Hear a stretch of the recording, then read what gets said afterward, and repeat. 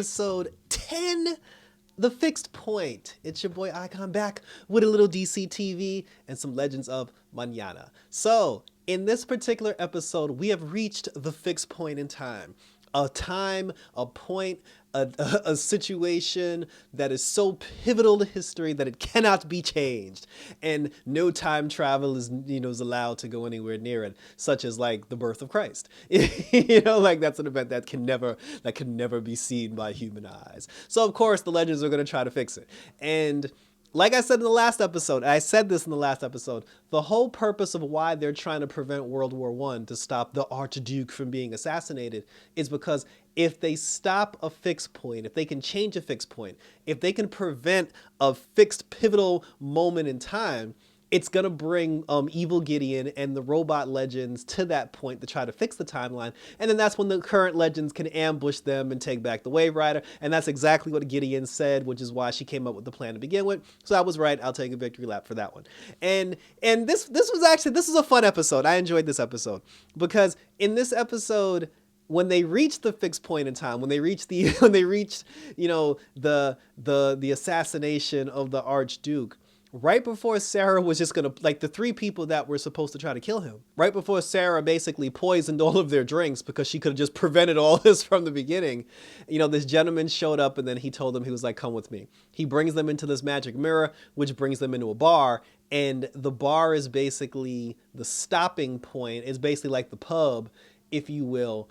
And it houses large groups of time travelers who have all come to that particular time period with the hopes of changing history and stopping World War I. The legends aren't alone in that regard and there are more time travelers. They even said that, thanks to not Constantine's, invention of time travel, so many people were allowed to be able to travel through time and do the things that they do. The guy who owned the bar, he was saying that a fixed point is so pivotal that time itself won't even allow you to change it. So he has this system where everybody takes a number. When your number is called, you leave the pub, you go to try to stop the assassination and try to prevent World War I. But the problem is, if you fail, time kills you for trying to stop a fixed point. So one poor guy, he went out there, he tried to stop the assassin from throwing a grenade at the car, and when he stopped him, the grenade actually ended up bouncing back and it hit the guy, and the guy blew up. So they were just like, well, shit, if we try to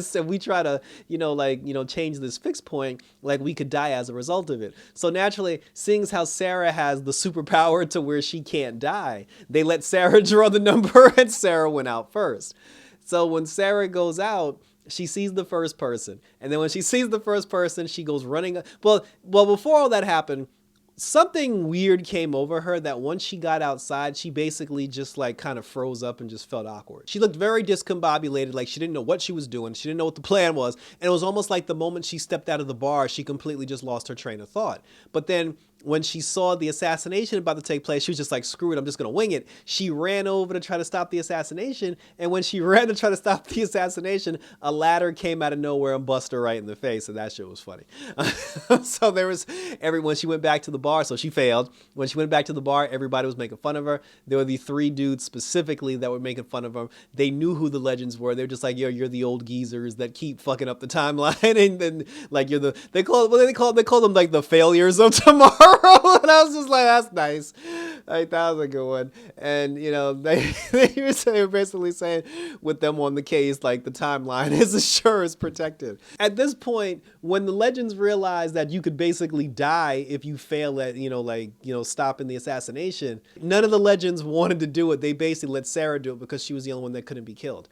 And then they decided to come up with this thing where they said that, listen, we'll all go outside and watch what you do, because there was even film on it, because since your failure or your attempt to stop the assassination becomes a part of history, they actually had the footage of it, and we can go back and watch the footage, and we can try to change things and help you get through it so you can pass the test. So now each member of the legends had their own ticket. So Sarah was basically taking everybody's ticket, going out one by one by one by one. And then, like I said, she died the first couple of times, and again, she can't die, so she always comes back to life. She finally got through the first guy. She ended up, taking the grenade out of his pocket and switching it with an apple. Then she makes it to the second guy. When she makes it to the second guy, she ends up defeating the second guy because Astra gave her a giant sword. sword, and she took the sword and shoved it into the back of the second person. So then she gets to the third person, and that's when she struggled the most because she tried to use a poison dart, and then the dart ended up in her own mouth. She tried to shoot him, it backfired and shot her in the own head. And she just like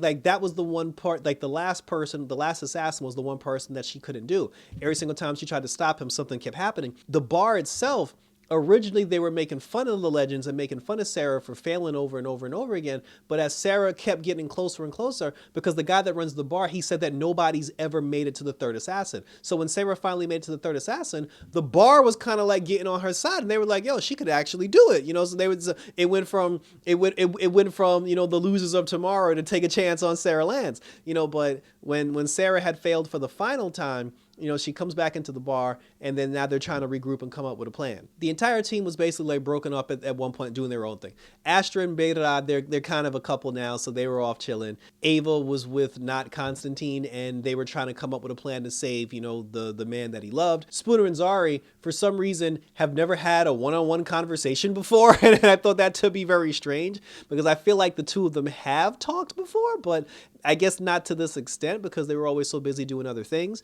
They did this thing where I didn't see the point of it, but they were doing like the F, marry, kill thing. When Zari had given Spooner the list of like the 3 guys, she was just like, well, I'm not really into any of them. And then she was like, okay, so she gave her a list of 3 girls. And then she was just like, I don't, So at that point, I was just like, well, obviously, maybe she's just not attracted to anybody on the Wave Rider. I mean, if anything, I would have thought it would have been Astra because Astra is her best friend and she clings to Astra. Spooner had said that she doesn't really get like sexual, like lustful types of feelings towards anybody really. But she thought it was something that the aliens did to her, like when they zapped her or probed her or whatever, when she went through the mushroom, she thought that was something that the aliens did to her. But then Zari was like, no, she was like, basically, like, you're just asexual. She, obviously, like, an asexual person is a person that, although they may want a relationship, they don't have those sexual desires or those lustful desires. And then, she was just like, okay, this new thing that I just found out about, she's like, I guess I'm asexual. Cheers. And I'm just sat there like, that's fine and all, but I'm like, what the hell is the point of that?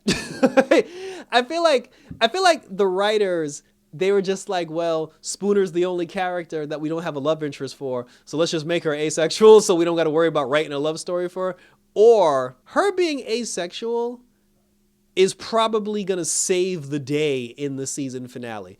There's going to be a point during the season where her being asexual is going to be pivotal and it's going to come into play. Because if her being asexual has nothing to do with anything, and this is the last time that they bring it up, and her non-sexuality is the catalyst for why they eventually save the world, because they're dealing with robots, like they're going to interact with robots. So I don't know, like maybe she could pretend to be a robot because she doesn't have those feelings. I don't know. I feel like if they gave us a whole scene about it, and if it doesn't amount to anything, I'm kind of like, well, what was the point of even bringing it up? Because not for nothing, it's like, I don't think anybody really cared. Like it wasn't even that important to the point where she didn't even like tell the entire team. It was just something that she spoke about with Zari. So it was just like, it really didn't matter. But I feel like it is going to matter. And I do feel like before this season is over, the fact that they went out of their way to tell us that she was asexual will be a very pivotal point in saving the world or saving the timeline and stopping the robots.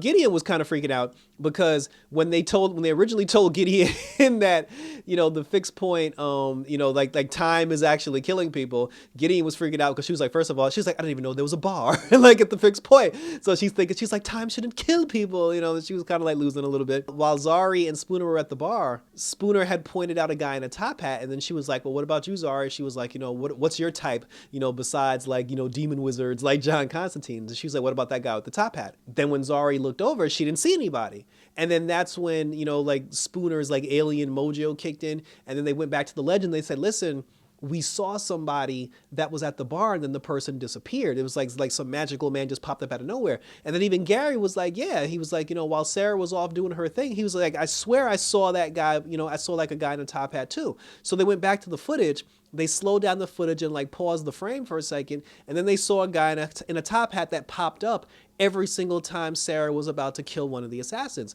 So then they figured it's not time that's actually killing people or trying to prevent the assassination. It's a person who's stopping them, who can control time and freeze time, which made Gideon very happy. They ended up going back, back into the pocket dimension. They spoke to not Constantine, and they asked him if they could borrow his time machine because they needed a part for it to build a device that will allow Sarah to not be frozen the next time this particular individual stops time. He gave this whole speech about how it's his penance to maybe save the man that he loves, but not be with him because, that's not in God's plan. And then Ava tried to explain to him, it's not like, despite your religious beliefs, she was like, I think at the end of the day, God would want you to be happy and would want you to love, whoever that you love. It's like you have these feelings for a reason. She tried to talk him down. The two of them had a nice conversation, gave him a hug. And then, he decided to, give the legends the part. They built the device. And then Sarah went back out there to go try to stop the last assassin.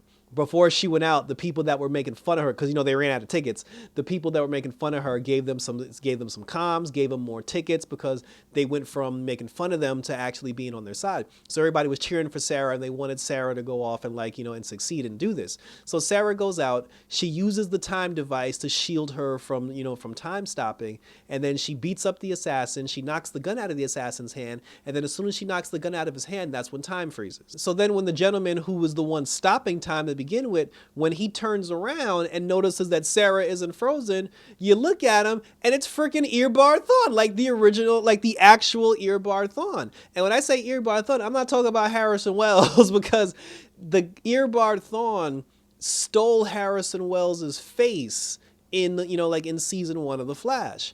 This guy, he's Eobard Thawne. This is what Eobard Thawne actually looks like. Like I said, but before he stole Harrison Wells' identity, he was on Legends of Tomorrow, and him along with the Legion of Doom, he ended up making clone copies of himself, but they defeated him in the end. And the Black Flash, which was like the time wraith that protects the timeline, went after Eobard Thawne because speedsters aren't supposed to be messing up the timeline, and Eobard Thawne was messing it up the whole season.